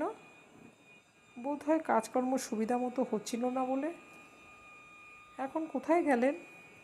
বাড়ির ভিতরে। কাশীনাথ আর কোনো কথা না জিজ্ঞাসা করিয়া ভিতরে আসিল। আসিবার সময় দেখিল একটা ঘরের পর্দার সম্মুখে বিজয়বাবু দাঁড়াইয়া আছেন এবং তাহার অন্তরাল হইতে আরেকজন মৃদুস্বরে কথা কহিতেছেন। কাহার কথা কহিতেছে কাশীনাথ বুঝিতে পারিল না, কিন্তু কোনো কথা না কইয়া সেদিকে একবার না চাইয়া আপন মনে চলিয়া গেল। দ্বিপ্রহরে কমলার সহিত আরেকবার তাহার দেখা হইল।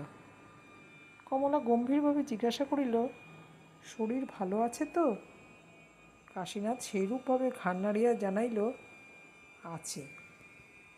আর কোনো কথা না কহিয়া কমলা চলিয়া গেল। দাঁড়াইয়া কথাবার্তা গল্পগুজব করিবার সময় এখন আর তাহার নাই। এখন সহস্র কাজ করিয়াছে। বিশেষত নিজের বিষয় নিজের হাতে লইয়া তাহার আর নিঃশ্বাস ফেলিবার সময় নাই। একদিন সকালবেলা কাশীনাথ ম্যানেজারবাবুকে ডাকাইয়া পাঠাইল।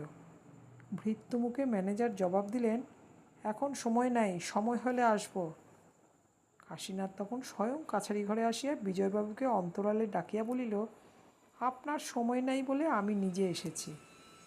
আজ আমার 500 টাকা প্রয়োজন আছে, সময় হলে তা উপরে পাঠিয়ে দেবেন।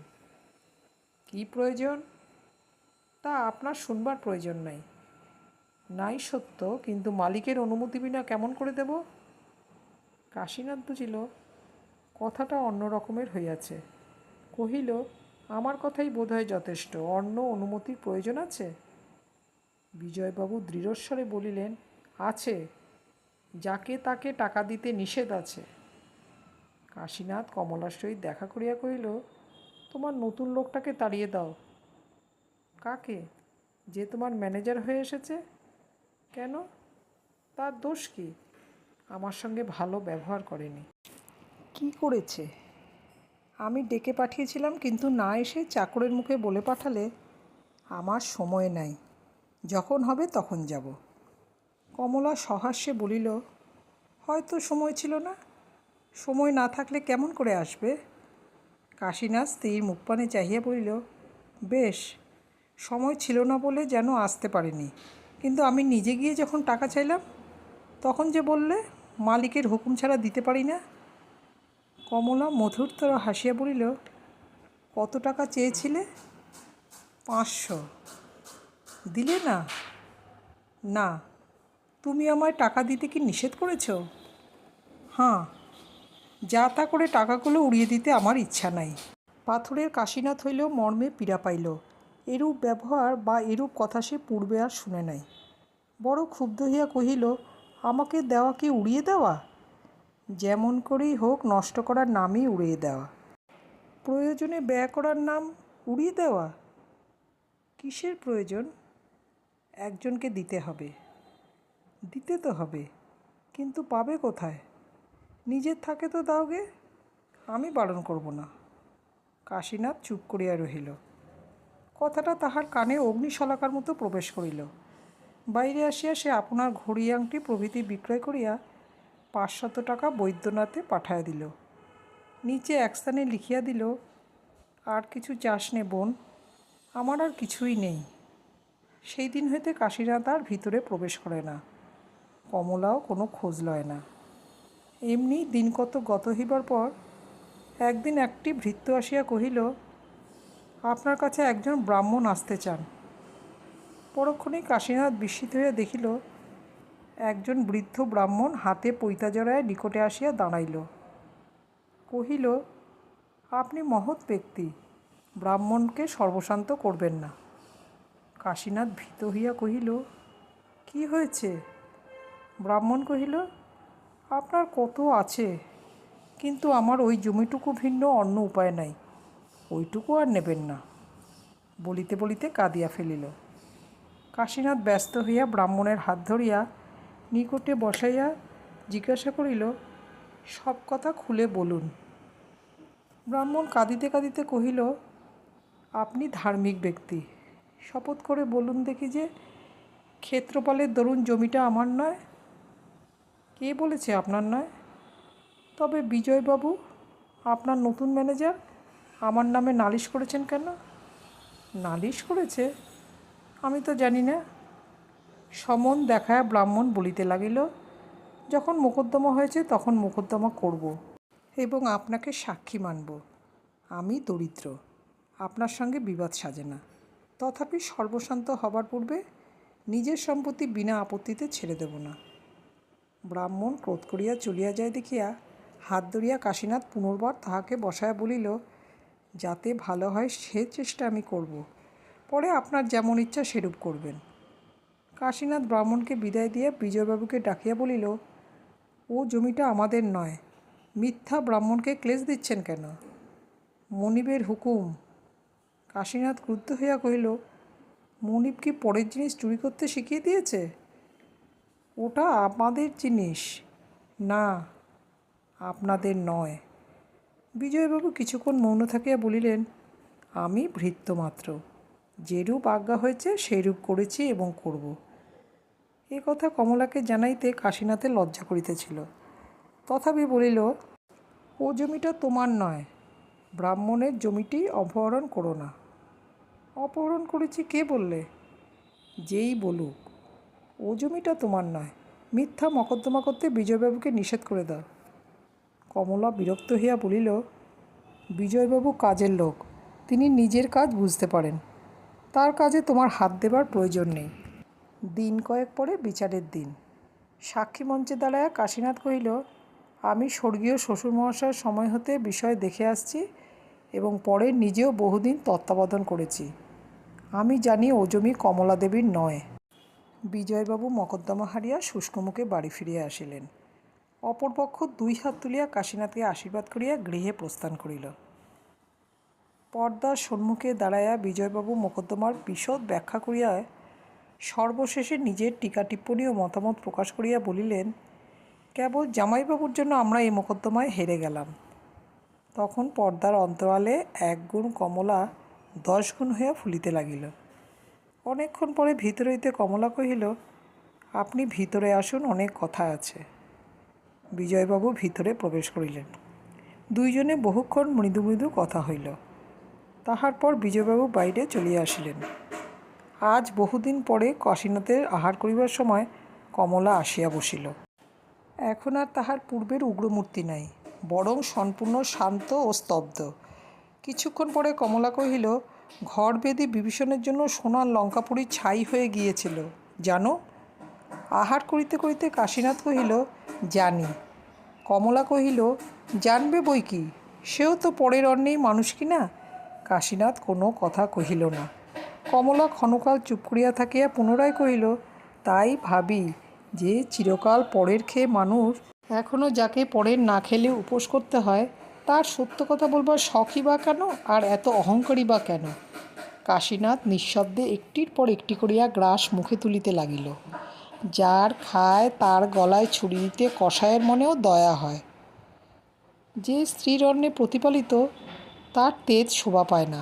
তোমার দিন দিন যেরকম ব্যবহার হচ্ছে, তাতে চক্ষু লজ্জা না থাকলে? কাশীনাথ হাসিয়া বলিল, বাড়ি থেকে দূর করে দিতামই তো। অর্ধভুক্ত অন্ন ঠেলিয়া রাখিয়া কাশীনাথ কমলার প্রতি স্ত্রী দৃষ্টি রাখিয়া বলিল, কমলা, আমি পূর্বে কখনো রাগ করি নাই, কখনো তোমায় রূঢ় কথা বলি নাই, কিন্তু তুমি যা বললে তা পূর্বে বোধহয় আর কেউ বলে নাই। আজ হতে তোমার অন্ন আর খাবো না, দেখো যদি এতে সুখী হতে পারো। কাশীনাথ উঠিয়া দাঁড়াইল। কমলাও সগর্বে দাঁড়াইয়া কহিল, যদি সত্যবাদী হও, যদি মানুষ হও, তাহলে আপনার কথা রাখবে। তা রাখব, কিন্তু তুমি যে কথা বললে তা তোমারই চিরশত্রু হয়ে রইল। আমি তোমাকে ক্ষমা করলাম, কিন্তু জগদীশ্বর তোমাকে কি ক্ষমা করবেন? কমলা আরও জ্বলিয়া উঠিল। তোমার শাপে আমার কিছুই হবে না। তাই হোক, ভগবান জানেন আমি তোমাকে শাপ দিই নাই, বরং আশীর্বাদ করছি, ধর্মে মতি রেখে সুখী হও। বাহিরে আসিয়া কাশীনাথ ব্যাকরণ, সাহিত্য, দর্শন, স্মৃতি সমস্ত একে একে ছিন্ন করিয়া বাহিরে নিক্ষেপ করিল। ভৃত্যবর্গকে ডাকিয়া নিজের যাহা কিছু ছিল বিলাইয়া দিল। তাহার পর রাত্রে কমলার কক্ষদ্বারে আঘাত করিয়া ডাকিল, কমলা। কমলা জাগিয়াছিল, কিন্তু উত্তর দিল না। দ্বার খোলা ছিল। কাশীনাথ ঠেলিয়া ভিতরে প্রবেশ করিয়া দেখিল, চোখ বুজিয়া কমলা শয্যায় পড়িয়া আছে। কাছে বসিয়া মাথায় হাত দিয়া কাশীনাথ আবার ডাকিল, কমলা। কোনো উত্তর নাই। যাবার সময় আশীর্বাদ করে যাচ্ছি বলিয়া কাশীনাথ ধীরে ধীরে বাইর হইয়া গেল। কাশীনাথ প্রস্থান করিলে কমলা শয্যা ত্যাগ করিয়া জানালায় আসিয়া বসিল। বসিয়া বসিয়া প্রভাত হয় দেখিয়া সে আবার শয্যায় আসিয়া শয়ন করিল। যখন নিদ্রা ভাঙিল, তখন কমলা দেখিল বেলা হইয়াছে এবং বাড়িময় বিষম হইচই পড়িয়া গিয়াছে। সম্পূর্ণ জাগরিত হইবার পূর্বেই একজন দাসী ছুটিয়া আসিয়া চিৎকার করিয়া কহিল, সর্বনাশ হয়েছে মা, জামাইবাবু খুন হয়েছেন। কাহারও অঙ্গে এক কড়াই জ্বলন্ত তৈল নিক্ষেপ করিলে সে যেমন করিয়া ওঠে, কমলাও তেমনি করিতে করিতে নিচে আসিয়া কহিল, একেবারে খুন হয়ে গেছে? কে একজন জবাব দিল, একেবারে। বিবসনা প্রায় কমলা যখন বাহিরের ঘরে আসিয়া পড়িল, তখন রক্তসিক্ত চৈতন্যহীন কাশীনাথ একটা সোফার উপর পড়িয়াছিল। সমস্ত অঙ্গে ধুলা ও রক্ত জমাট বাঁধিয়া আছে। নাক মুখ চোখ দিয়া অজস্র রক্ত নির্গত হইয়া সেইখানে শুকাইয়া চাপ বাঁধিয়া গিয়াছে। চিৎকার করিয়া কমলা মাটির উপর মূর্ছিত হইয়া পড়িয়া গেল। সমস্ত গ্রামময় রাষ্ট্র হইয়া গিয়াছে। জমিদার জামাইবাবু অন্ধকার রাত্রে একা কোথায় যাইতেছিলেন, পথিমধ্যে খুন হইয়া গিয়াছেন। 2 দিন পরে কাশীনাথের জ্ঞান হইলে পুলিশের সাহেব জিজ্ঞাসা করিল, বাবু, কে এমন করেছে? কাশীনাথ উপরপানে চাহিয়া বলিল, উনি করেছেন। বৃদ্ধ নায়েব সেইখানে দাঁড়াইয়া ছিল। তাহার চক্ষু দিয়া জল পড়িতে লাগিল। সাহেব আবার বলিল, বাবু, তাদের কি আপনি চিনতে পারেন নাই? কাশীনাথ অস্পষ্ট কহিল, হাঁ। সাহেব ব্যগ্র হইয়া কহিল, কে তারা? কাশীনাথ একটু মৌন থাকিয়া কহিল, আমি ভুল বলেছি, তাদের চিনতে পারি নাই। সাহেব আরও বার 2 জিজ্ঞাসা করিয়া দেখিল, কিন্তু কোনো ফল হইল না। কাশীনাথ আর দ্বিতীয় কথা কহিল না। পরদিন নায়েবকে ডাকাইয়া আনিয়া বলিল, বৈদ্যনাথে আমার ভগিনী বিন্দুবাসিনী আছে, তাকে একবার দেখব, আপনি আনতে লোক পাঠান। 3 দিন পরে বিন্দুবাসিনী ও যোগেশবাবু আসিয়া পড়িলেন। বিন্দু শক্ত মেয়ে, সে কমলার মতো নহে, তাই চিৎকারও করিল না, মূর্ছাও গেল না। শুধু চোখের জল মুছিয়া কাঁদো কাঁদো স্বরে বলিল, কাশীদাদা, কে এমন করেছে? কেমন করে জানব? কারো ওপর সন্দেহ হয় কি? সে কথা জিজ্ঞাসা করো না বোন। বিন্দু চুপ করিয়া কাশীনাথের মুখপানে চাহিয়া রহিল। সকলেই জানিত কাশীনাথ এ আঘাত কাটায় উঠিতে পারিবে না। মৃত্যু যেন ক্রমেই ঘনায় আসিতে লাগিল। আজ অনেক রাত্রে জ্বরের প্রকোপে ছটফট করিতে করিতে কাশীনাথ চিৎকার করিয়া উঠিল, বলো কমলা, এ কাজ তুমি করনি? বিন্দু কাছে আসিয়া দাদার মুখের কাছে মুখ লইয়া জিজ্ঞাসা করিল, কি বলছো দাদা? কাশীনাথ বিন্দুকে কমলা ভ্রম করিয়া দুই হাত বাড়াইয়া তাহার গলা জড়াইয়া ধরিয়া করুণ কণ্ঠে আবার বলিল, আমি মরেও সুখ পাব না কমলা, শুধু একবার বলো, এমন কাজ তোমার দ্বারা হয়নি? জ্ঞানে অজ্ঞানে তন্দ্রায় আচ্ছন্নের মতো কমলার 2 দিন কাটিয়া গেল। তাহার জন্য ডাক্তারের মনে মনে আশঙ্কা ছিল, তাই তাহার উপদেশে অত্যন্ত সতর্কভাবে তাহাকে সকলে ঘিরিয়া বসিয়াছিল। আজ 2 দিন অবিশ্রাম চেষ্টা শুশ্রূষায় সন্ধ্যার পরে তাহাকে সচেতন করিয়া উঠাইয়া বসাইল। ভালো করিয়া চোখ চাইয়া কমলা দেখিল, যে এতক্ষণ তাহার মাথা কোলে করিয়া বসিয়াছিল সে সম্পূর্ণ অপরিচিতা। জিজ্ঞাসা করিল, তুমি কে? অপরিচিতা কহিল, আমি বিন্দু, তোমার স্বামীর ভগিনী। কমলা বহুক্ষণ পর্যন্ত নীরবে তাহার মুখের পানে চাহিয়া রইল। তাহার পরে হাত নাড়িয়া ঘরের সমস্ত লোককে বাহির করিয়া দিয়া ধীরে ধীরে কহিল, আমি কতক্ষণ এমন অজ্ঞান হয়ে পড়ে আছি ঠাকুরজি? বিন্দু কহিল, পরশু সকালে অজ্ঞান হয়ে পড়েছিলে বউ, এর মধ্যে আর তো তোমার হুঁশ হয়নি। পরশু? কমলা একবার চমকায় উঠিয়া স্থির হইল, তাহার পরে মাথা হেঁট করিয়া স্তব্ধ হইয়া বসিয়া রহিল। অনেকক্ষণ পর্যন্ত তাহার কোনো প্রকার সাড়া না পাইয়া বিন্দু শঙ্কিত চিত্তে তাহার ডান হাতখানি নিজের হাতের মধ্যে টানিয়া লইয়া ডাকিল, বউ। কমলা মুখ তুলিল না, কিন্তু সাড়া দিল। কহিল, ভয় করো না ঠাকুরজি, আমি আর অজ্ঞান হব না। সে যে অন্তরের মধ্যে আপনাকে সচেতন করিয়া তুলিবার জন্য নিঃশব্দে প্রাণপণ চেষ্টা করিতেছে, বিন্দু তাহা বুঝিল। তাই সেও ধৈর্য ধরিয়া মৌন হইয়া রহিল। আরও কিছুক্ষণ এইভাবে বসিয়া থাকিয়া কমলা কথা কহিল, বলিল, তুমি যে আমাকে নিয়ে এই 2 দিন বসে আছো ঠাকুরজি, আমার সেবা করতে কি তোমার প্রবৃত্তি হলো? আমি নিজে তো কখনো এমন করতে পারতাম না। বিন্দু কথাটা ঠিক বুঝিতে না পারিয়া কহিল, কেন প্রবৃত্তি হবে না বউ? তুমি তো আমার পণ্য, আমাদের পরিচয় নেই বটে, কিন্তু দাদার মতো তুমিও যে আমার আপনার, তার মতো তোমার সেবা করাও তো আমার কাজ। বউ, তুমি জানো না, কিন্তু এসে পর্যন্ত আমার কি করে যে দিন কেটেছে সে ভগবানই জানেন। একবার দাদার ঘর, আরেকবার তোমার ঘর। তার কাছে যখন যাই তখন তোমার জন্য প্রাণ ছটফট করে, আবার তোমার কাছে এসে বসলে তার জন্য ব্যাকুল হয়ে উঠি। বিকেলবেলা থেকে তিনি একটু সুস্থ হয়ে ঘুমোচ্ছেন দেখে তোমার কাছে স্থির হয়ে বসতে পেরেছিলাম। এই যাত্রা দাদা রক্ষা পাবেন, এই আশাই তো কারো কাছে ছিল না বউ। কমলা বলিয়া উঠিল, বেঁচে আছেন? বিন্দু ঘাড় নাড়িয়া কহিল, বেঁচে আছেন বই কি, ডাক্তার বললেন আর ভয় নেই, জ্বর কমে গেছে। কমলার মুখখানি অকস্মাৎ প্রদীপ্ত হইয়া উঠিয়াই তাহা মৃতের মতো বিবর্ণ হইয়া গেল। একবার তাহার আপাদমস্তক থরথর করিয়া কাঁপিয়া উঠিল এবং পরক্ষণেই সংজ্ঞা হারাইয়া বিন্দুর কোলের উপর ঢলিয়া পড়িল। বিন্দু চেঁচামেচি করিয়া কাহাকেও ডাকিল না, তাহার মাথা কোলে করিয়া বসিয়া নিঃশব্দে পাখার বাতাস করিতে লাগিল। এই মেয়েটির স্বাভাবিক ধৈর্য যে কত বড় সে পরীক্ষা তাহার স্বামীর পীড়ার সময় হইয়া গিয়াছিল।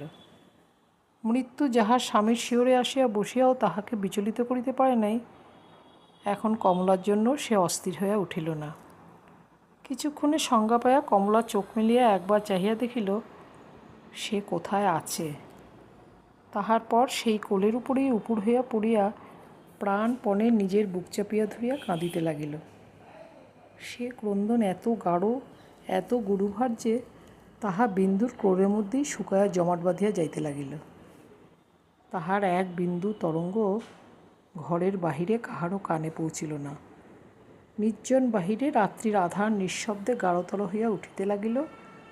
শুধু এই স্বল্পালোকিত কক্ষের মধ্যে এই 2 তরুণী রমণী একজন তাহার বিদীর্ণ বক্ষের সমস্ত জ্বালা আরেকজনের গভীর শান্ত প্রৌঢ়ের মধ্যে নিঃশেষ করিয়া ঢালিয়া দিতে লাগিল। ক্রমশ শান্ত হইয়া কমলা স্বামীর সম্বন্ধে অনেক প্রশ্নই জিজ্ঞাসা করিল, কিন্তু কেন যে নিজে গিয়া তাহাকে দেখিবার ইচ্ছা প্রকাশ করিল না, তাহা বিন্দু কিছুতেই ভাবিয়া পায় নাই। একবার এমনও ভাবিবার চেষ্টা করিয়াছিল, হয়তো বড়লোকদের এমনই শিক্ষা এবং সংস্কার, সেবা শুশ্রূষার ভার চাকরদাসীদের উপর দিয়া বাইর হইতে খবর লওয়াই তাহাদের নিয়ম। হঠাৎ কমলা জিজ্ঞাসা করিল, আচ্ছা ঠাকুরজি, তোমার দাদার জ্ঞান হলে কি আমাকে কি একবারও খোঁজ করেননি? একবার করেছিলেন বলিয়াই বিন্দু হঠাৎ থামিয়া গেল। কমলা তাহা লক্ষ্য করিল, কিন্তু প্রশ্ন না করিয়া শুধু উৎসুক ব্যাকুল দৃষ্টিতে বিন্দুর মুখের পানে চাহিয়া রহিল।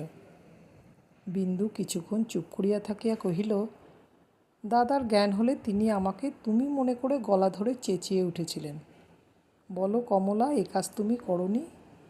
আমি মরেও সুখ পাব না কমলা, শুধু একবার বলো এ কাজ তোমার দ্বারা হয়নি। কমলা নিঃশ্বাস রুদ্ধ করিয়া কহিল, তারপরে? বিন্দু কহিল, আমি তো জানি নে বউ, তিনি কোন কথা জানতে চেয়েছিলেন। আমি জানি ঠাকুরজি, তিনি কি জানতে চান বলিয়া কমলা একেবারে সোজা উঠিয়া বসিল। বিন্দু কমলার হাত ধরিয়া ফেলিয়া বলিল, তুমি সে ঘরে যেও না বউ। কেন যাব না? ডাক্তার নিষেধ করেছিলেন, তুমি গেলে ক্ষতি হতে পারে। আমার ক্ষতি আমার চেয়ে ডাক্তার বেশি বোঝে না ঠাকুরজি, আমি তার কাছেই চললুম। ঘুম ভেঙে আবার যদি জানতে চান, আমাকে তো তার জবাব দিতে হবে বলিয়া কমলা বিন্দুর হাতটা হাতের মধ্যে লইয়া বিনীত কণ্ঠে বলিল, আমি মাথা সোজা রেখে চলতে পারবো না বোন, আমাকে দয়া করে একবার তার কাছে দিয়ে এসো ঠাকুরজি। মনে মনে কহিল, ভগবান, হাতের নোয়া যদি এখনও বজায় রেখেছ ঠাকুর, তাহলে সত্যি মিথ্যের বিচার করে আর তা কেড়ে নিও না। দণ্ড আমার গেছে কোথায় সে তো সমস্তই তোলা রইল। শুধু এই করো প্রভু, তোমার সমস্ত কঠিন শাস্তি যাতে হাসি মুখে মাথায় তুলে নিতে পারি, আমার সেই পথটুকু ঘুচিয়ে দিও না। স্বামীর ঘরে ঢুকিয়া কমলা কিছুতেই আপনাকে স্থির রাখিতে পারিল না। তাহার 2 দিনের উপবাসক্ষীণ দেহ ও ততোধিক দুর্বল মস্তিষ্ক ঘুরিয়া স্বামীর পদতলে পড়িয়া গেল। কাশীনাথ জাগিয়াছিল। কে একজন তাহার পায়ের কাছে বিছানার উপর পড়িল, তাহা সে টের পাইল, কিন্তু ঘাড় তুলিয়া দেখিবার সাধ্য ছিল না। তাই জিজ্ঞাসা করিল, কে? বিন্দু? বিন্দু বলিল, না দাদা, বউ।